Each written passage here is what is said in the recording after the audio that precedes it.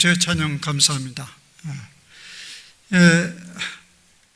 우리 신앙인들이 주목하고 주의할 용어가 두 용어가 있는데요. 변화냐 변질이냐 이런 용어입니다. 왜냐하면 신앙이라는 것 자체가 본질적으로 꼴이 바뀌는 삶을 말하지 않습니까? 그러니까 이 변화나 본질이나 둘 다 꼴이 바뀌는 것입니다. 근데 이제 변화는 꼴이 제대로 바뀌는 것이고 변질은 뒤틀리는 것이거든요. 근데 우리는 자주 이 둘을 혼돈을 겪게 됩니다. 만일 변질을 변화로 오인하게 되면 결국은 신앙 형태가 매우 어지럽혀지게 됩니다. 보통 이단들이 여기서 태동하게 됩니다. 변질된 신앙을 더 강력한 변화된 신앙이라고 강조하면서 이단이 나오게 되죠. 오늘 본문에서도 갈라디아에서 보면 이런 문제에 지금 직면하게 되었습니다. 갈라디아의 교회의 신앙에 주목하면서 이것을 어떻게 본래대로 돌려주는 것인가, 돌려줘야 할 것인가, 이게 이제 바울의 오늘 편지의 관점입니다. 인간은 늘 이렇게 흔들립니다. 그래서 변화를 겪게 됩니다. 근데 그게 이제 큰 용어로 변하지만 그 안에는 변질도 있다는 얘기입니다. 오늘 갈라디아 교인들에게 직면한 변질의 문제가 있습니다. 그게 뭐냐면 하나는 이제 이 신앙이 율법주의로 돌아가는 것이고, 다른 하나는 이제 육체 욕망에 사로잡히는 신앙이다. 이렇게 본문에서는 얘기하고 있습니다. 근데 이제 이 신앙이 율법주의로 이렇게 돌아가는 그런 일이 벌어졌는데, 그것은 주로 이런 사람들을 통해서 일어났던 것입니다. 당시에 이제 이방 이제 세계에는, 이방이라는 건 이제 유대 밖의 세계죠. 이제 사도 바울이 주로 그 밖의 세계, 이방 땅을 전도하는 사명을 받았는데, 그 가면 곳곳에 이제 유대인들이 살고 있었죠. 디아스포라가 많이 있었던 거죠. 벌써 예수님이 오시기 전에 유대민족의 세계로 확 퍼져 있었습니다. 지금도 사실 유대인들은 이스라엘 땅보다 세계에 더 많습니다. 약 1,400만 중에 이제 한 600만이 이스라엘 땅에 있고 800만이 이제 세계 곳곳에 흩어졌다고 합니다. 당시에 이제 바울이 가는 곳곳마다 그런 현상이 있었죠. 그러니까 이제 이 교회 안에, 말하자면 이 바울이 전도한 그 교회 안에는 두 종류의 교인들이 늘 있게 마련이죠. 유대계 그리스도인이 있고 이방인 그리스도인이 있었던 거죠. 근데 유대계 이제 그리스도인들 가운데서 이제 문제가 벌어진 것입니다, 주로. 근데 이 사람들이 맨 처음에 바울로부터 복음을 받으면서 굉장한 감격과 기쁨이 있었던 거죠. 왜냐하면 그동안에 지키지도 못할 그 율법을 붙들면서 많은 고통을 겪었거든요.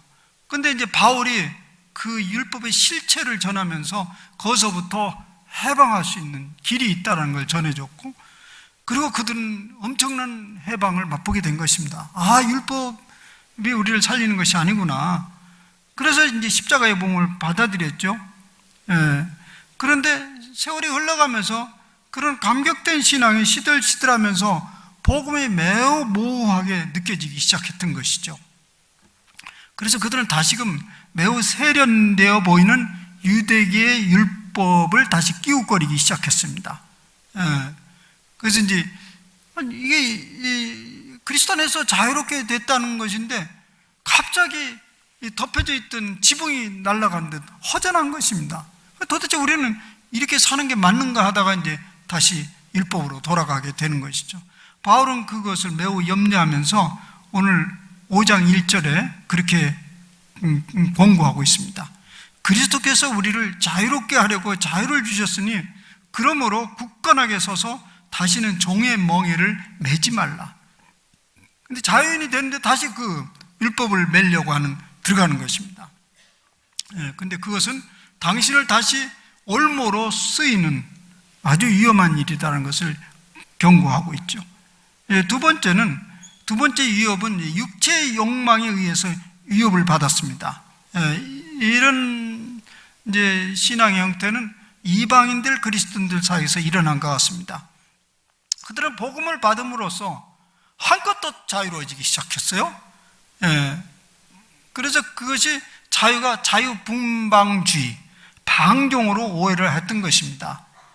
즉 복음이라는 건 율법의 모든 기능을 완전히 제거한 방종으로 오해하는 것이죠. 하고 싶은 대로 사는 것이다. 신앙이라는 건 자유다. 하고 싶은 대로 사는 것이다. 그렇게 이제 오해를 한 거죠. 지난 주간 우리 K-팝 영웅인 방탄소년단들이 유엔에 가가지고 이제 연설을 한 것을 여러분들이 뉴스에서 접했잖아요. 그 내용의 핵심이 뭐냐면 당신 자신을 사랑하라. 당신이 하고 싶은 소리를 해라. 말하자면 당신이 하고 싶은 대로 살아라. 이것이 오늘 우리에게 준 특권이다. 이런 얘기입니다. 많은 사람들이 박수를 보냈죠. 세상적으로 이제 환영할 수 있는 말이죠. 그런데 이것이 바로 그리스도께서 주신 자유인인가? 이런 질문을 던지게 됩니다. 바울에게 있어서는 이런 건 매우 위험한 함정이라고 말하는 것입니다. 그래서 오늘 또 바울은 이렇게 권고하고 있습니다. 오늘 13절에, 오늘 1절 읽고 13절에 있죠. 1절에는 율법의 위협에 처한 얘기를 하고요. 13절에서는 이제 이렇게 얘기합니다. 형제들아, 너희가 자유를 위하여 부르심을 입었으나 그러나 그 자유로 육체의 기회를 삼지 말아라. 그 자유를 육체의 기회를, 육체의 욕망을 이제 사용하는 기회로 삼지 말라는 얘기죠. 오늘 우리 교회 안에 또 우리 교회 안에 이런 두 종류의 변질된 신앙이 있을 수 있습니다. 제가 오래전에 이 모세골 교회에서 경험한 일인데, 오래전에, 그러니까 여기서 예배 드렸을 때 옛날에, 그때 이제 그 위에 그 식당 바로 옆에 거기 벤치가 하나 있어요. 거기 이렇게 이제 여러 사람이 앉아 있는데 내가 지나가다 보니까 낯선 분이 있어서 인사를 했더니 그 옆에 있는 분이 저를 이제 그분을 소개해 줬어요. 근데 이제 어디서 왔냐 그랬더니 서울의 어느 그 강동의 큰 교회에서 왔다고 그래요. 근데 어떻게 여기까지 왔냐고요. 근데 바로 거기에서 이쪽으로 넘어온 게 아니라 일단 또 한 단계 거쳐서 올림픽대로에 있는 어떤 큰 교회 또 갔다가 일이 넘어온 것입니다. 근데 그 교회 생활을 하면서 굉장히 지쳤던 것이요.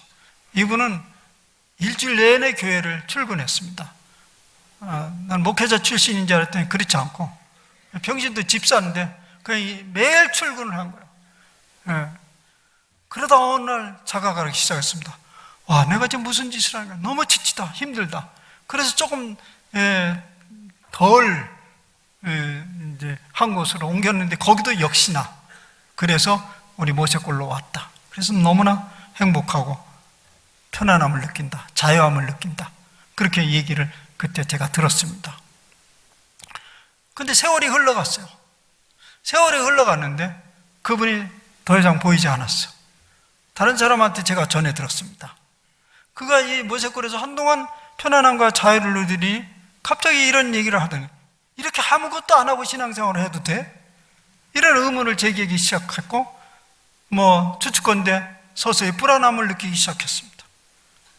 그리고 본래 있던 자리가 좋은 자리다 하고 돌아갔어요. 이것은 변화인가요? 변질인가요? 자칫 잘못하면 우리 모두가 자연스럽게 어떤 종류의 율법을 만들게 됩니다. 왜 그러냐면 스스로 자유를 지킬 능력이 없기 때문에 차라리 틀 하나 만들어서 거기서 그냥 편안히 앉아있는 게 좋습니다. 그래서 나름대로 율법을 잘 만들어 놓은 그곳에 안주하게 됩니다. 그런 신앙생활은 몸은 고달퍼도 마음은 편하게 되어 있는 거죠. 그러나 그런 신앙은 역동성이나 성숙은 기대할 수 없습니다. 또 반대 방향의 신앙생활도 있습니다. 그리스도는 그리스도 안에서 자유를 방종으로 오해하고 그렇게 마치 율법을 정면으로 저항이라도 하듯이 육체의 욕망을 따라서 질주하는 신앙생활도 있습니다. 이런 것은 오늘날만 있었던 게 아닙니다. 키에로케고로의 얘기입니다. 키에로케고로가 당시에 북유럽의 신앙 형태를 보면서 주로 북유럽의 신앙 형태는 이제 루터교였었습니다. 그가 루터교를 바라보면서 이렇게 냉소적인 비판을 쏟아냈습니다. 부어라 마셔라 루터 만세, 자유다. 우리는 이제 모두 자유라, 부어라 마시라. 그것을 자유로 당시 유럽 사람들도 생각했던 것입니다.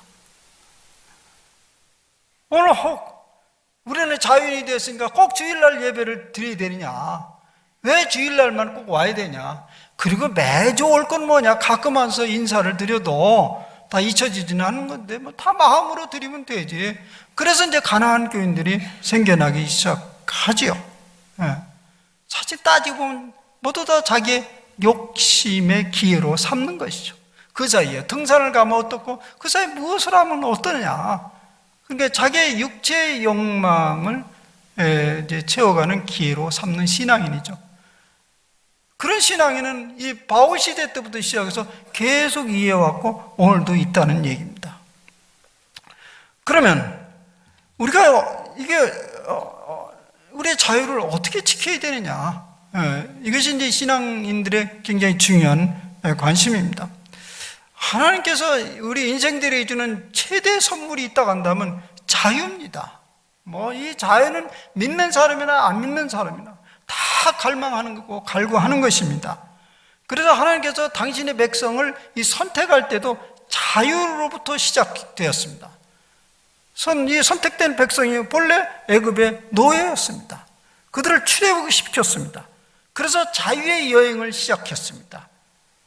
근데 그 자유의 여행은 그렇게 쉽지 않는 것이었습니다. 완전한 자유의 땅, 가나안 땅을 향해서 계속 거친 영적 여정을 몰아갔던 것입니다. 자유의 특성입니다. 프랑스의 사상가요, 신학자요, 정치가였던 자크 엘룰이라는 사람이 자유의 윤리라는 책을 썼습니다. 그곳에 이런 한 대목이 있습니다. 하나님의 자녀가 얻는 영광스러운 해방은 나비가 매력적인 한 개의 꽃에서 다른 꽃으로 즐겁게 날개치며 날아가는 것이 아니다. 그것은 즐거운 일이지만 곧 급진적이고 어렵고 단호한 것이다. 우리 짐을 우리에게 지우시면서 하나님은 확실한 모험, 곧 하나의 투쟁을 하도록 우리를 내보내시는데 그것이 결국 자유의 투쟁인 것이다. 여러분, 우리 자유의 여행은 환희와 승리만 있는 것은 아닙니다.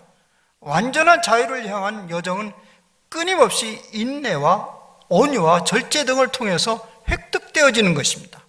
하나님께서 우리에게 자유를 주셨지만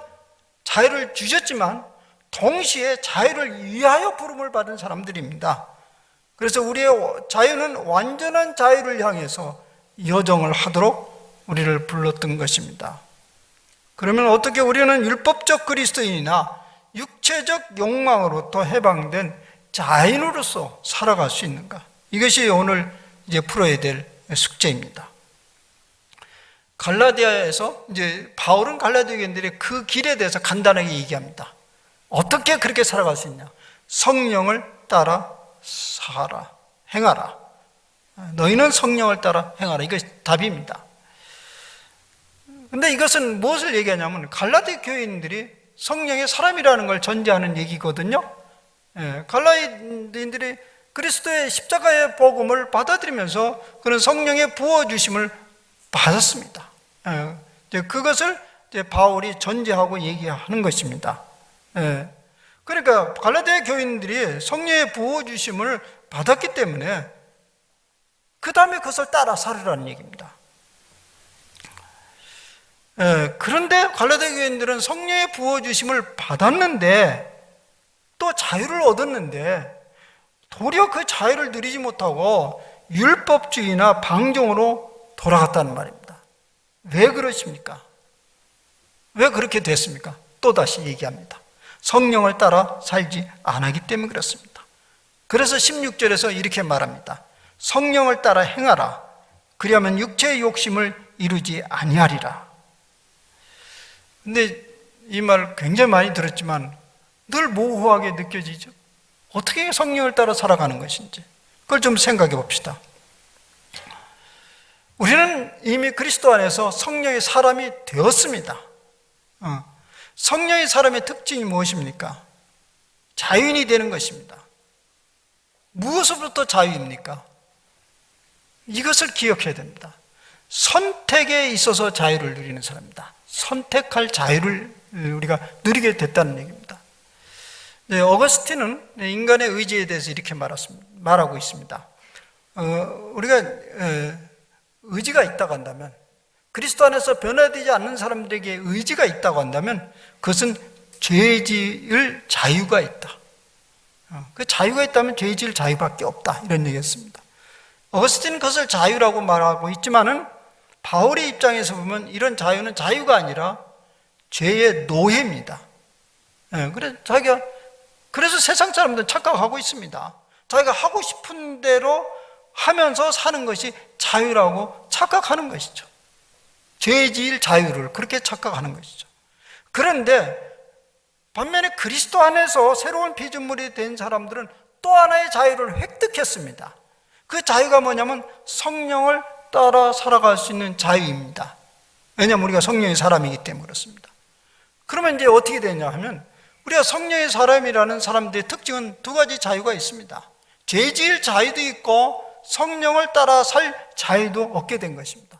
따라서 성령의 사람들은 육체의 욕망을 따라 사는 것이 무엇인지, 성령을 따라 살아가는 것이 무엇인지 하는 분별력을 가지게 된다는 얘기입니다. 우리 모두는 다 그런 분별력이 있다고 봅니다. 근데 바울은 오늘 친절하게도 그것이 무엇인지를 아주 우리에게 지루할 정도로 초목초목 얘기해 줍니다.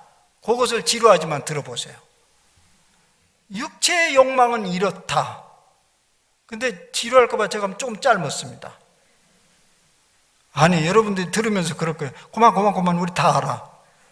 음행과 우상숭배와 원수 맺는 것, 분쟁과 시기, 단지 있는 것과 분열, 술 취함과 방탕함 등이다. 그리고 성령의 열매는 이렇습니다. 사랑과 희락과 화평과 오래 참음과 자비와 양성과 충성과 온유와 절제니 이 같은 것을 금지할 법이 없느니라. 여러분들이 이걸 지금 들으면서 아이고, 그걸 몰랐던 것이 이제 알게 됐구나, 이런 사람 아무도 없죠? 이 소리를 들으면서 육체의 욕망과 성령의 열매가 무엇인지를 이제 알았구나 하는 사람 아무도 없습니다. 구체적인 신뢰를 듣지 않았더라도 이미 우리는 영적 본능으로 이것이 저것인가 저것이 이것인지 다 알고 있습니다. 감지하고 있습니다. 우리는 그게 매우 당연한 것처럼 지금 생각하지만요, 사실은 세상 사람들은요 이것조차 명료하지 않습니다. 이럴 때도 이럴 수도 있고 저럴 수도 있다는 생각입니다. 그런데 우리는 명료합니다. 이제 남은 것은 우리 선택에 달려있는 것입니다. 우리의 선택을 따라 살게 되면 그런 분별의 능력을 가진 선택에 따라 살아가면 그때 비로소 우리는 그리스도 안에서 자유를 누리는 사람이 된다는 말입니다. 그리스도 안에서 얻은 자유는 결코 모험 없는 달콤하고 편안한 자유가 아닙니다. 결단을 통한 모험적 자유라고 할 수 있습니다. 이제 그런데 바울은요 매우 친절하게도 성령을 따라 살아가는 걸음마를 띄도록 이런 구체적인 그 열매들을 나열해 놓은 것입니다. 그래서 오늘 실제적으로 그럼 성령을 따라 살아가는 것은 어떻게 할 것인가? 우선요 여기에 육체의 이제를 따라 사는 삶, 그러니까 육체의 일은, 육체의 욕망은 이러하니 이런 것은 우리가 그냥 제껴둡시다. 그걸 애우려고 하지는 마세요. 차라리 애우면 머리가 오염이 되니까 그건 이제 제껴둡시다. 어디로 방향을 두느냐면 성령의 열매들에 대해서 익숙하도록 숙지하는 것이 필요합니다. 그러면 반대쪽은 알아집니다. 이쪽 알으면 저쪽은 알아져요. 그래서 우리가 걸음마를 배우듯이 상황마다 이때는 어떤 열매가 필요한 것인지를 드러내서 그 상황을 극복하는 것입니다. 그것이 성령을 따라 살아가는 것입니다.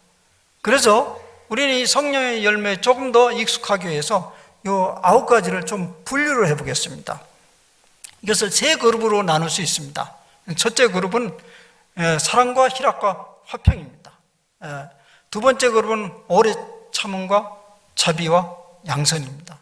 세 번째 그룹은 충성과 온유와 절제입니다. 이걸 이제 3개씩 나누는데요. 우선 첫째는요, 사랑과 희락과 화평은요, 하나님과의 관계 속에서 열려진 열매입니다. 하나님과 관계 속에서. 이것은 사랑과의 윤리적 차원의 얘기는 아닙니다.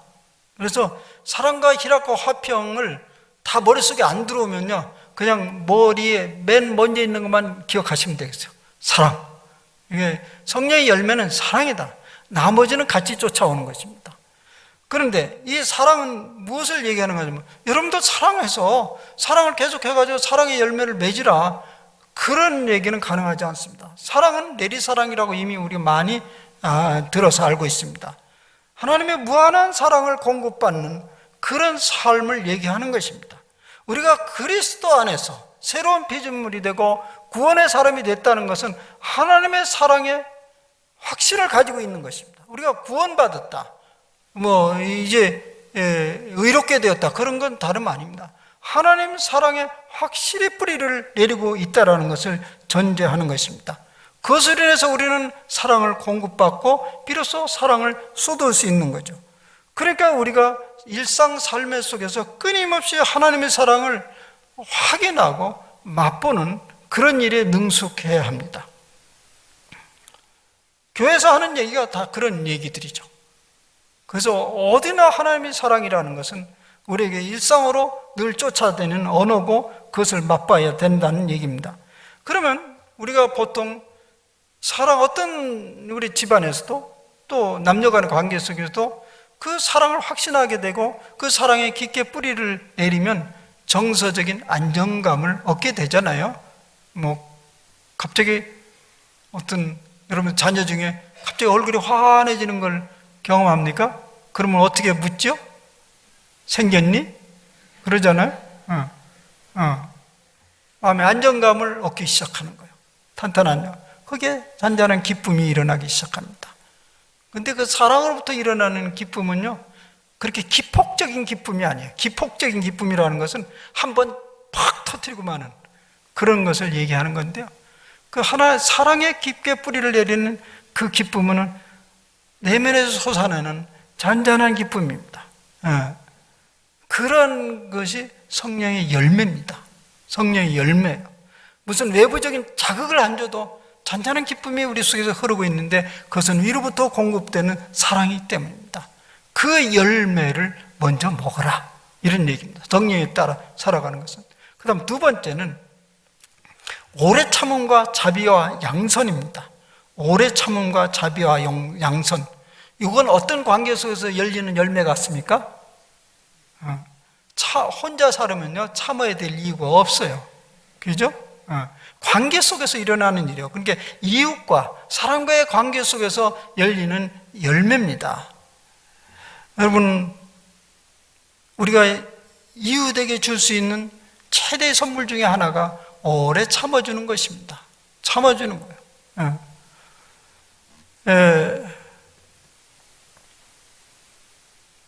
오래 참아서 여러분들이 열매를 거둔 경험이 있습니까? 누굽니까? 자녀들이잖아요. 오래 참아줬잖아요. 세상 사람들은 말합니다. 떡잎부터 알아본다. 그것은 남의 자식 얘기할 때 그러는 거죠. 남의 자식.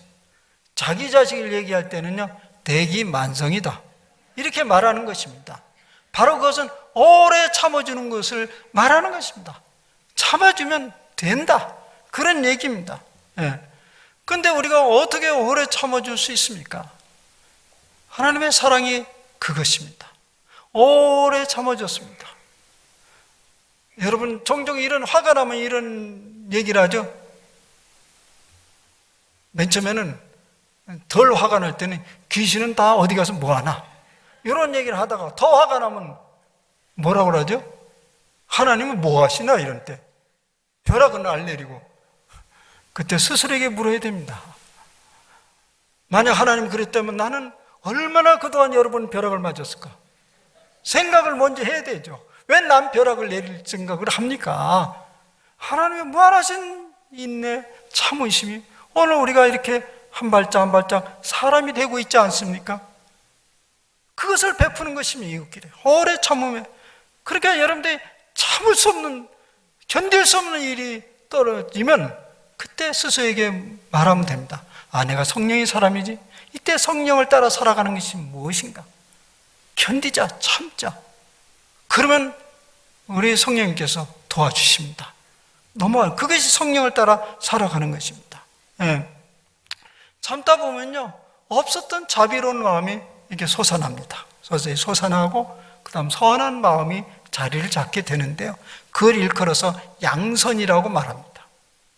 근데 이 양선은 그냥 그저 착한 마음을 얘기하는 것이 아니고요, 선한 인식을 말합니다. 이 선한 인식은 뭐냐면 사람과 만물을 볼 때 선한 모습으로 볼 수 있는 마음을 얘기하는 것입니다. 그것은 하나님을 닮은 사람들의 특징입니다. 하나님이 세상을 만드실 때 뭐라고 그랬죠? 세상을 하나씩 만들어가면서 그 결말을 어떻게 맺고 있죠? good, 좋다, 좋았다. 하나님이 이 세상을 보는 관점이 좋음입니다. 좋았습니다. good. 어떤 때는 very good. 그런 관점으로 세상을 보고 이웃을 보는 것을 양선이라고 말합니다.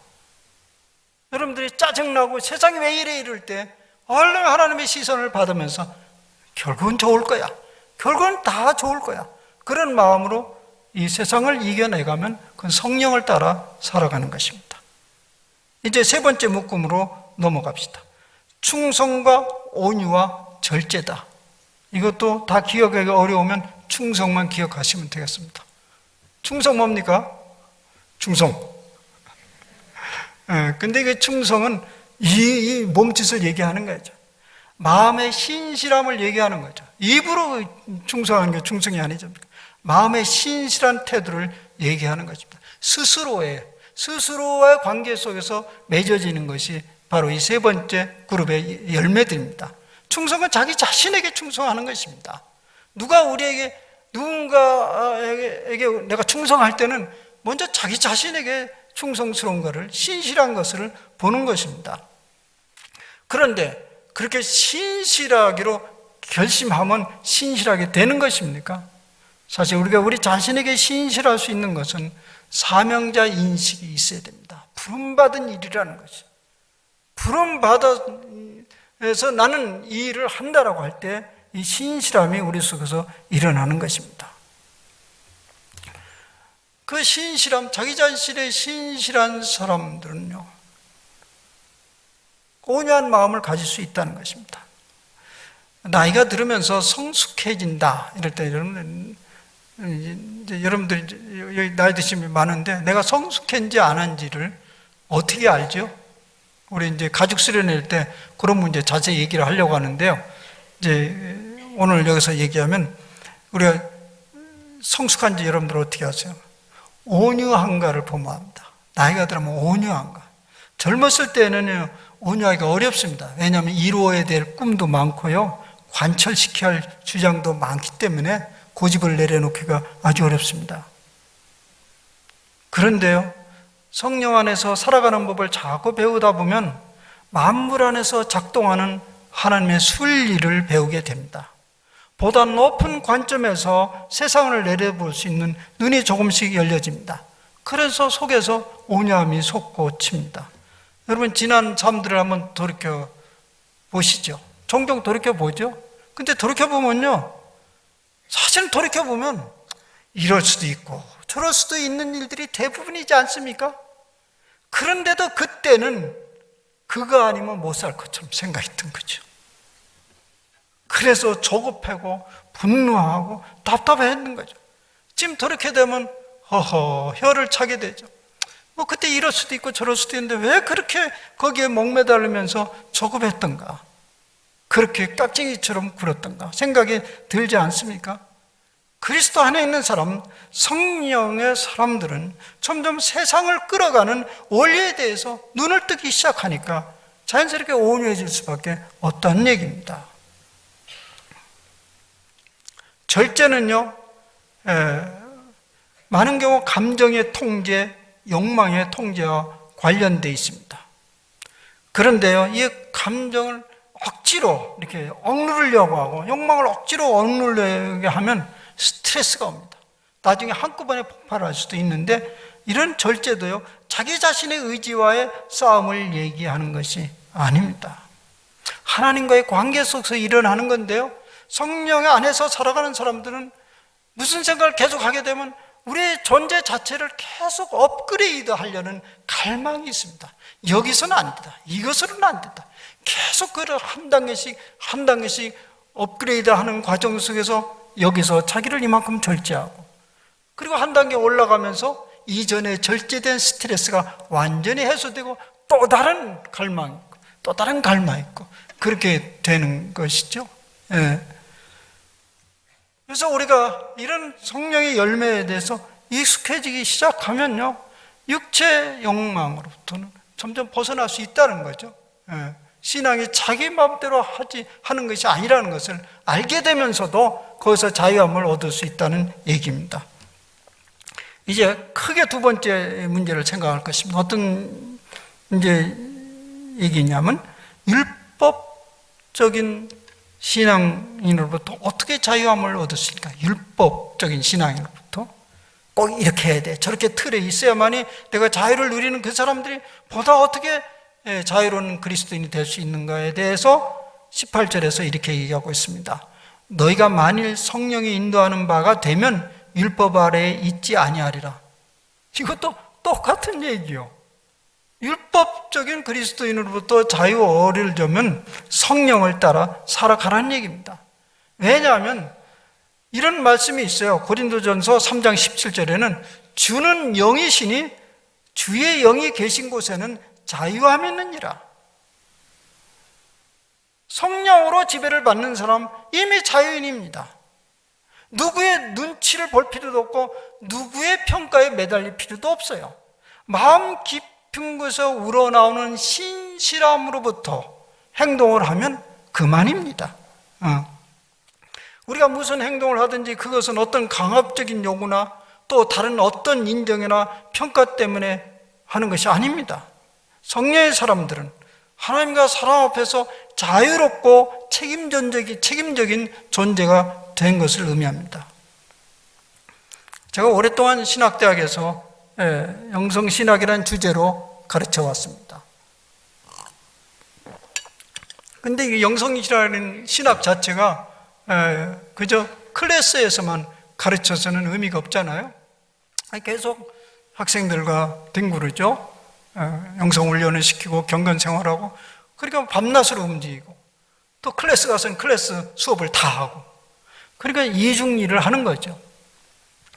그런데 주변 사람이 저를 보면서 때때로 이제 안쓰러운 마음으로 이제 참 당신은 너무 많은 일을 한다, 지나치다, 저를 이제 위로하는 입장에서 학교에서 너무 부려먹는다, 돈 더 주냐, 근데 그 24시간 움직이지 않는데 그 돈 시간당 오버페이를 두면 학교 재정 남겠어요? 그런 일이 없죠. 너무 과하다, 이런 얘기들 저한테 이제 위로 겸 합니다. 그때 저는 이렇게 대답을 하곤 했습니다. 힘은 들지만 좋습니다. 왜냐하면 이 일도 내가 선택해서 하는 일이기 때문에 그렇습니다. 누가 나를 체포에다가 여기다 앉혀놨습니까? 내 발로 왔고 내가 만들어냈고 내가 이 일을 하고 있는데 내가 자유인인데 불만 없습니다. 선택적 자유를 내가 누린 것입니다. 힘이 든다는 것과 하고 싶지 않다는 것은 별개입니다. 우리가 진정으로 자유를 누리는 사람이라면 때때로 다른 사람의 자유를 위해서 내 자유를 내려놓기도 합니다. 그런데 그것이 어렵긴 합니다. 그러나 그 다음에 따라오는 즐거움과 기쁨이 있는 것입니다. 그러나 우리는 자주 모순되게도요, 자기가 자유롭게 선택한 일인데도 슬그머니 강압을 느끼게 됩니다. 그럼 곧바로 그것은 율법이 됩니다. 누가 교회에 체포해 왔습니까? 강제로 몰아왔습니까? 누가 그 일 하라고 했습니까? 근데 슬그머니 누가 안 보나? 누가 이걸 평가하나? 왜 그러합니까? 강압을 느끼는 거예요. 자유로부터 어느새 벗어난 것입니다. 그러면 그게 율법이 되는 것입니다. 우리가 이제 자유인이 되었습니다. 그런데 또다시 율법의 노예로 돌아가면 안 됩니다. 육체의 욕심에 사로잡혀서도 안 됩니다. 그것은 자유인이 된 우리가 자유가 너무 부담스러워서 자유를 반납하고 노예 신분으로 돌아가는 것입니다. 이미 앞에서 생각한 대로 자유를 누리는 그리스도인으로 살아가기 위해서 우리는 성령을 따라 사는 법을 익혀야 됩니다. 이것이 불완전한 자유입니다. 그것을 아셔야 됩니다. 자유다? 우리가 그 완전한 자유를 누릴 수 없기 때문에, 완전한 자유를 향해서 부름받았기 때문에 끊임없이 그 자유로운 삶을 배워가야 되는데, 그것이 바로 성령을 따라 살아가는 일입니다. 우리는 성령의 나무가 되었습니다. 왜냐하면 그리스도 안에서 우리는 뿌리를 받고 살아가기 때문에 성령의 나무가 되었으니까 열매를 맺고자 하면 맺습니다. 분명히 아셔야 됩니다. 우리는 어찌할 수 없이 그렇게 하지 않았습니다. 우리 모두는, 여러분들이 진실로 내가 그리스도인이라고 선언을 한다면 우리가 모두 죄 짓고 이런 일을 하는 것은 어찌할 수 없이 했다고 말하면 안 됩니다. 우리는 양쪽에 죄 지을 자유도 있고 성령을 따라 살 자유가 있는데, 여러분들의 자유 위에서 그것을 선택한 것입니다. 이것이 오늘 바울이 가르치는 말씀입니다. 이미 그리스도 안에서 그러한 열매를 맺을 수 있는 사람이 되었으니 우리는 그것을 인정하면서 살아가면 됩니다. 여러분, 성령을 따라 살아가는 말은 무슨 얘기냐면, 우리는 이미 그러한 열매를 맺을 수 있는 사람이 되었다, 그것을 인정하는 것이고요, 그걸 인정하면서 그걸 따라 살아가는 것입니다. 그 열매는 사랑과 희락과 화평과 오래 참음과 자비와 양성과 충성과 온유와 절제다. 이 열매를 맺고자 한다면 방해할 사람이 아무도 없다. 성경 그렇게 해야 돼. 이것을 금지할 법이 없다. 우리가 이 열매를 맺고자 한다면 마귀도 반대할 수 없고 하나님도 반대할 수 없어. 그냥 그렇게 열려지는 것입니다. 그러므로 주저 말고 상황마다 우리가 이때 어떻게 살아가야 될까? 그럴 때 빨리 성령의 열매를 떠올리면서 그렇게 행동을 하면 곧 자유인으로 살아갈 수 있다는 말입니다. 그리고 우리는 마침내 그래서 자유를 누리기도 하지만 또한 자유를 내려놓을 자유도 누리게 됩니다. 내려놓을 자유가 없는 자유는 진정한 자유라고 할 수 없습니다. 우리는 보다 완전한 자유를 향해서 끊임없이 성령을 따라 사는 삶을 연습해야 됩니다. 사랑하는 여러분, 이 성령의 열매를 잘 기억해서 상황마다 성령을 따라 살아가는 법을 배우 익혀서 참된 자유인으로 성장하시기를 바랍니다. 기도합시다.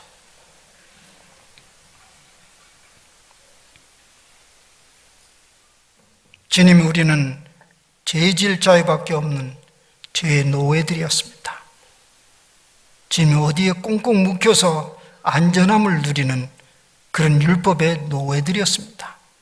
그러나 우리가 그리스도 안에서 이제 자유인이 되었습니다.